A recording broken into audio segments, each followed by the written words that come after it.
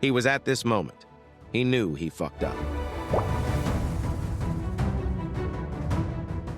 Hi, this is continuation of my first video. I was finally able to run my whole board successfully. But first thing first, according to the last episode, I refactored parts of Yasboot. And I started the implementation of the firmware for the South Bridge. For now, it's really simple, just enables power for the whole board. After flashing, something was not working.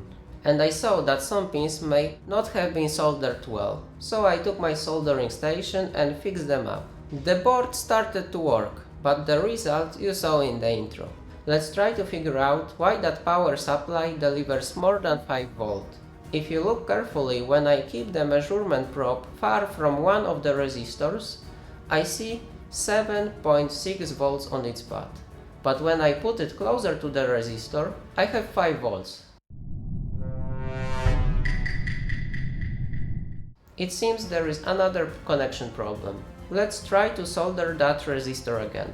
Now I have the correct voltage level, so almost the whole board is working fine. As a last step, I verified that the North MCU is programmable. Unfortunately, it doesn't have any external interfaces available right now, so I'm only able to check under GDB if the code is successfully running, and indeed it is.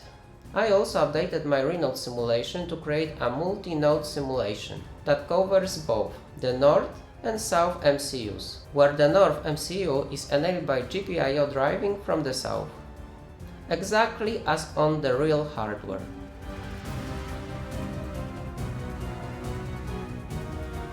That's all of the short summary of MSPC development progress.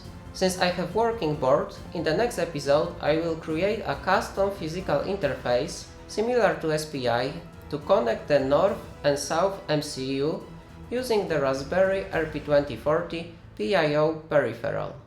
See you soon!